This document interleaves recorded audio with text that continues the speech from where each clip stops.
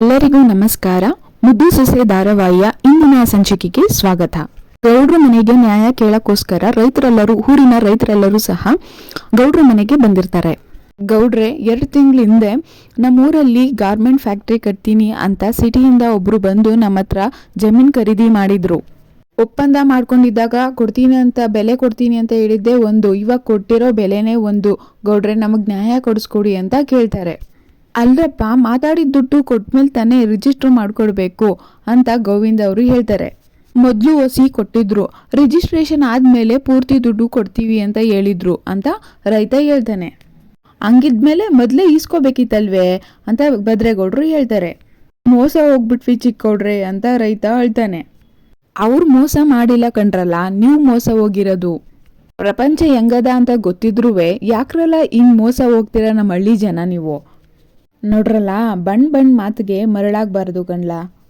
ನಿಮಗೆ ಗೊತ್ತಾಗಿಲ್ಲ ಅಂತಂದ್ರೆ ಯಾರಾದ್ರೂ ತಿಳಿದಿರೋರು ಓದಿರೋರ ಹತ್ರ ಕೇಳಬೇಕು ಕಣ್ರಲ್ಲ ಅಂತ ಶಿವರಾಮೇಗೌಡರು ಹೇಳ್ತಾರೆ. ಆಗ ರೈತರೆಲ್ಲ ಸೇರ್ಕೊಂಡು ಗೌಡ್ರಿ ಇವಾಗ ಏನು ಮಾಡಬೇಕು ಗೌಡ್ರೆ ಅಂತ ಕೇಳ್ತಾರೆ.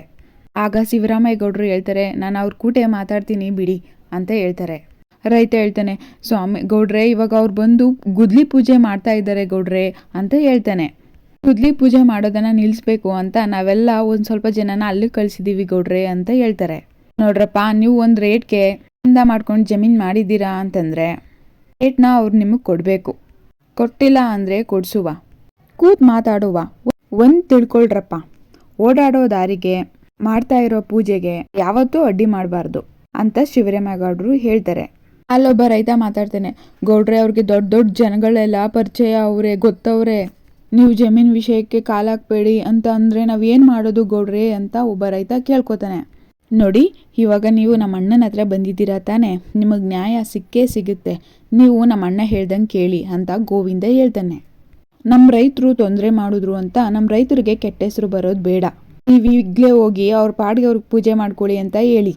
ನಮ್ಮ ಜನಕ್ಕೂ ಸ್ವಲ್ಪ ಸುಮ್ಮನಿರ ಕೇಳಿ ಅಂತ ಶಿವರಾಮೇಗೌಡರು ಹೇಳ್ತಾರೆ. ಆ ನಿರಾಗಂಟ ಒಬ್ಬ ರೈತನಿಗೆ ಅನ್ಯಾಯ ಆಗಕ್ಕೆ ತೊಂದರೆ ಆಗೋಗೋದಕ್ಕೆ ನಾನು ಬಿಡೋದಿಲ್ಲ ಅಂತ ಶಿವರಾಮೇಗೌಡರು ಹೇಳ್ತಾರೆ. ಅದಾದ್ಮೇಲೆ ರೈತರೆಲ್ಲ ಹೋಗ್ತಾರೆ. ಗೋವಿಂದ, ಅದೇನೋ ಕೂತ್ ಮಾತಾಡಿ ಬಗೆಹರಿಸೋಣ, ನೀನು ನಡಿ ಗೋವಿಂದ, ಭದ್ರಾ ನೀನು ನಡಿ ಅಂತ ಶಿವರಾಮೇಗೌಡರು ಕರ್ಕೊಂಡು ಹೋಗ್ತಾರೆ. ಅಲ್ಲ, ಎಲ್ಲ ರೈತರಿಗೆ ಸಮಸ್ಯೆ ಆಯ್ತದಲ್ಲ ಯಾಕ ಅಂತ ಅಜ್ಜಿ ಕೇಳ್ತಾರೆ. ಅದಕ್ಕೆ ಸಾವಿತ್ರಿ ಹೇಳ್ತಾರೆ, ಅಣ್ಣ ಹೋಗೋರೆಲ್ಲ ಬುಡವ ಸಮಸ್ಯೆನ ಬಗೆಹರಿಸಿ ಬರ್ತಾರೆ ಬುಡವ ಅಂತ ಸಾವಿತ್ರಿ ಹೇಳ್ತಾಳೆ. ಲೇ ಶಿವರಾಮೇಗೌಡ, ಇಂಥ ಅವಕಾಶಕ್ಕೋಸ್ಕರನೇ ಕಾಯ್ಕೊಂಡಿದ್ದೆ. ಹೋಗು ನಿಂಗೈತೆ ಮಾರಿಗೆ ಹಬ್ಬ ಅಂತ ಈಶ್ವರಿ ಮನಸ್ಸಲ್ಲಿ ಮಾತಾಡ್ಕೋತಾಳೆ. ಈ ಕಡೆ ಚಂಪಾನು ವಿದ್ಯಾನು ಯೋಚನೆ ಮಾಡ್ತಾ ಕೂತಿರ್ತಾರೆ. ಆಗ ಚಂಪಾ ಹೇಳ್ತಾಳೆ, ಅಯ್ಯೋ ದಿನಗಳು ಕಳೀತಾವೆ, ನಾನು ಮಾತ್ರ ನನ್ನ ಸತ್ಯನ ಪ್ರೂವ್ ಮಾಡೋಕ್ಕೆ ಆಗ್ತಾ ಇಲ್ವಲ್ಲ ವಿದ್ಯಾಕ ಅಂತ ಅಳ್ತಾ ಇರ್ತಾಳೆ. ಆಗ ವಿದ್ಯಾ ಅಂತಾಳೆ, ಸುಮ್ಮನೆ ಅಳ್ತಾ ಕೂತ್ಕೊಂಡ್ರೆ ಏನೂ ಪ್ರಯೋಜನ ಇಲ್ಲ, ಅದನ್ನು ಯಾವ ರೀತಿ ಸಾಬೀತು ಮಾಡಬೇಕು ಅನ್ನೋದಕ್ಕೆ ನಾವು ಅವಕಾಶ ದಾರಿನ ಹುಡುಕ್ಬೇಕು ಅಂತ ವಿದ್ಯೆ ಹೇಳ್ತಾಳೆ. ಅಷ್ಟೊತ್ತಿಗೆ ಅಲ್ಲಿಗೆ ಕ್ವಾಟ್ಲೆ ಬರ್ತಾನೆ. ಅದ್ಕೆಮ್ಮ, ಆ ವಿಶ್ವ ಮನೇಲಿಲ್ಲ, ಅವ್ನು ಎಲ್ಲಿಗೆ ಹೋಗವನೆ ಅಂತ ಅವ್ರ ಹೊಟ್ಟೆಯವ್ರಿಗೆ ಗೊತ್ತಿಲ್ಲ ಅದ್ಕೆಮ್ಮ, ಅವ್ನು ಊರು ಬಿಟ್ಬಿಟ್ಟು ಹೋಗವನೆ ಅದ್ಕೆಮ್ಮ ಅಂತ ಹೇಳ್ತಾನೆ. ಅವ್ನು ಊರು ಬಿಟ್ಟು ಹೋಗಿಲ್ಲ ಅಣ್ಣಯ್ಯ, ಅವ್ನು ಊರು ಬಿಟ್ಟು ಹೋಗೋ ಹಾಗೆ ಮಾಡಿರೋದು ಇದು ಅಂತ ಹೇಳ್ತಾಳೆ ವಿದ್ಯಾ. ಏನು ಹೇಳ್ತಾ ಇದ್ದೀರಾ ಅದ್ಕೆಮ್ಮ? ಹ್ಞೂ ಅಣ್ಣಯ್ಯ, ನಾವು ತಗೊಂಡಿರೋ ಟೈಮಲ್ಲಿ ಅವ್ನು ನಮಗೆ ಸಿಗಬಾರ್ದು ಅಂತ ಮಾಡಿರೋ ಪ್ಲ್ಯಾನ್ ಇದು ಅಂತ ವಿದ್ಯಾ ಹೇಳ್ತಾಳೆ. ಅದಕ್ಕೆ ಕ್ವಾಟ್ಲೆ ಹೇಳ್ತಾನೆ, ಅದರಿಂದ ಇವ್ರಿಗೇನು ಲಾಭ ಅದ್ಕೆಮ್ಮ ಅಂತ ಕೇಳ್ತಾನೆ. ಅವ್ರ ಮಾತಲ್ಲಿ ಸತ್ಯ ಇದ್ದಿದ್ರೆ ಅವ್ರ ತಲೆ ಕೆಡಿಸ್ಕೋತಾ ಇರಲಿಲ್ಲ ಅಣ್ಣಯ್ಯ. ಚಂಪಾ ಯಾವ ತಪ್ಪು ಮಾಡಿಲ್ಲ ಅಂತ ಅವ್ರಿಗೆ ಚೆಂದಾಗಿ ಗೊತ್ತೈತೆ. ಅದಕ್ಕೆ ಈ ಚಂಪನ ಮೇಲೆ ಮಾಡಿರೋ ಆರೋಪ ಸತ್ಯ ಅಂತ ನಿರೂಪಿಸಿದ ಮೇಲೆ ತಾನೇ ಅವ್ರ ಉದ್ದೇಶ ಈಡೇರೋದು. ಅದಕ್ಕೆ ಇಂಥ ಕೆಲಸ ಮಾಡೋರೆ ಅಂತ ವಿದ್ಯಾ ಹೇಳ್ತಾಳೆ. ನೀವು ಹೇಳ್ತಾ ಇರೋದು ಕೇಳಿದ್ರೆ ಅವ್ನು ನಮ್ಮ ಕೈಗೆ ಸಿಗೋದಿಲ್ಲ ಅಂತ ಅನಿಸುತ್ತೆ ಅದ್ಕೆಮ್ಮ ಅಂತ ಕ್ವಾಟ್ಲೆ ಹೇಳ್ತಾನೆ. ನಾನು ಮನೆ ಬಿಟ್ಟು ಹೋಗಬೇಕು ಅಂತ ಇವರೆಲ್ಲ ಇಷ್ಟೆಲ್ಲ ಪ್ರಯತ್ನ ಮಾಡಿದ ಮೇಲೆ ನಾನು ಮನೆ ಬಿಟ್ಟು ಹೋಗೋದನ್ನು ಯಾರ ಕೈಲೂ ತಡೆಯೋಕ್ಕಾಗೋದಿಲ್ಲ ಅಂತ ಚಂಪಾ ಹೇಳ್ತಾಳೆ.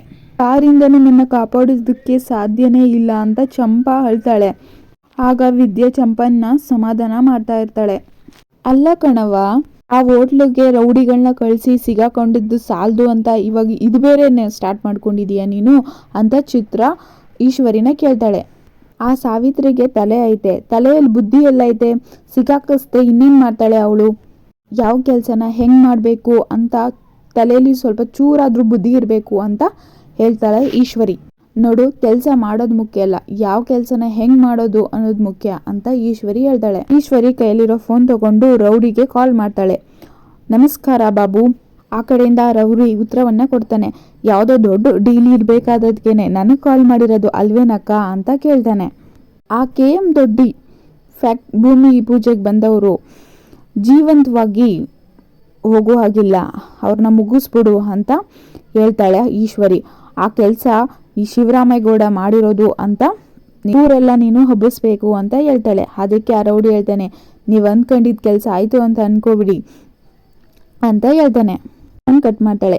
ಲೇ ಶಿವರಾಮೇಗೌಡ, ಇವತ್ತು ಆ ರೈತರ ಪರವಾಗಿ ಮಾತಾಡಿ ಮಧ್ಯಸ್ಥಿಕೆ ಮಾಡಿ ದೊಡ್ಡ ಹೆಸರು ತಗೋಬೇಕು ಅಂತ ಹೋಗಿದೀಯಲ್ವಾ ಇವತ್ತು?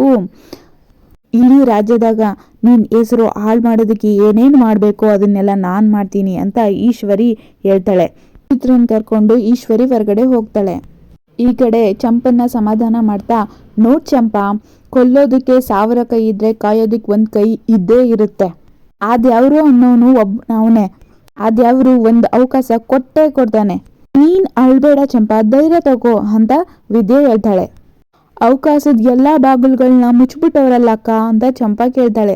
ಈಗೇನಕ್ಕ ಮಾಡೋದು ಅಂತ ಚಂಪಾ ಕೇಳ್ತಾಳೆ. ಅದಕ್ಕೆ ಅದಕ್ಕೆ ಅಮ್ಮ, ಇವ್ರು ಬೇಕು ಅಂತಾನೆ ಮುಚ್ಚಿಟ್ಟವ್ರೆ, ಅಂದ್ರೆ ಕಾಲಾವಧಿ ಮುಗಿಯೋ ತನಕ ಅವನ್ನ ಬಿಡೋಕ್ಕಿಲ್ಲ ಅಂತ ಅನ್ಸುತ್ತೆ ಅದ್ಕೆಮ್ಮ ಅಂತ ಕ್ವಾಟ್ಲೆ ಕೇಳ್ತಾನೆ. ಅಣ್ಣಯ್ಯ, ಅವ್ರು ಕೆಟ್ಟದ್ ಮಾಡ್ಬೇಕು ಅಂತ ಆಟ ಆಡ್ತವ್ರೆ, ನಾವು ಕೆಟ್ಟದನ್ನ ಅಳಿಸಿ ಒಳ್ಳೆದನ್ನ ಉಳಿಸ್ಬೇಕು ಅಂತ ಹೋರಾಟ ಮಾಡ್ತಾ ಇದ್ದೀವಿ ಅಂತ ವಿದ್ಯೆ ಹೇಳ್ತಾಳೆ. ನಮ್ಮ ಹತ್ರ ಸತ್ಯ ಇರ್ಬೇಕಾದ್ರೆ ನಾವ್ಯಾಕೆ ಸೋಲ್ತೀವಿ ಅಂತ ಅನ್ಕೋಬೇಕು ಅಣ್ಣಯ್ಯ. ನೀನು ಹೋಗಿ ಹೊಸ ಸಿಮ್ ತಗೋಬಾ, ಅವ್ನು ಯಾವುದೇ ಬೀಲ್ದಲ್ಲಿ ಅಡಗಿದ್ರು ಅವನನ್ನ ಈಚೆ ಕಡೆ ತಗೊಂಡ್ ಬರೋಣ ಅಂತ ವಿದ್ಯೆ ಹೇಳ್ತಾಳೆ. ಅದಕ್ಕೆ ಕ್ವಾಟ್ಲೆ ಹೊಸ ಸಿಮ್ ತಗೋಬರೋದಕ್ಕೆ ಹೋಗ್ತಾನೆ. ಆ ವಿಶ್ವನ ಹೊರಗಡೆ ತಗೊಂಡ್ ಬಂದು ಅವನ ಮುಖವಾಡನ ಕಳಿಸಿ ಎಲ್ಲರ ಮುಖವಾಡನು ಕಳ್ಸೋಣ, ಚಂಪಂದು ಯಾವುದೇ ತಪ್ಪಿಲ್ಲ ಅಂತ ಸಾಬೀತು ಮಾಡೋಣ ಅಂತ ವಿದ್ಯೆ ಹೇಳ್ತಾಳೆ.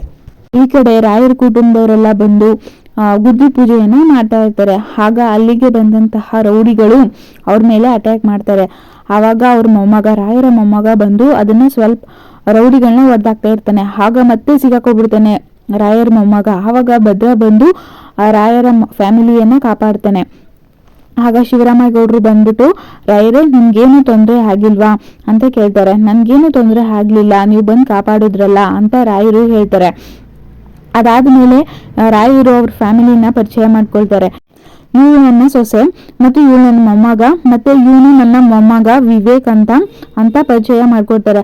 ಅದಕ್ಕೆ ಶಿವರಾಮೇಗೌಡರು, ನಾನು ಯಾರಂತ ಗೊತ್ತಾಗ್ಲಿಲ್ವಾ ರಾಯರೇ ನಿಮ್ಗೆ? ನಿಮ್ಮ ಪ್ರೀತಿಯ ಗೆಳೆಯ ಕೆಂಪೇಗೌಡನ ಮಗ ನಾನು ಶಿವರಾಮೇಗೌಡ ಅಂತ ಹೇಳ್ತಾನೆ. ಅದಕ್ಕೆ ರಾಯರು ತುಂಬಾ ಖುಷಿ ಪಡ್ತಾರೆ. ನೀನು ಕೆಂಪೇಗೌಡರ ಮಗನ ಅಂತ ಕೇಳ್ತಾರೆ. ಗೌಡ್ರೆ ಅಂತ ಹೇಳ್ತಾರೆ. ಅದಾದ್ಮೇಲೆ ಭದ್ರನ್ನ ಕೇಳ್ತಾರೆ, ಅವ್ರು ಯಾರು ಅಂತ ಕೇಳ್ತಾರೆ. ಅವ್ರು ನನ್ನ ಮಗನೇ ಅಂತ ಶಿವರಾಮೇಗೌಡ ಹೇಳ್ಕೊತಾನೆ.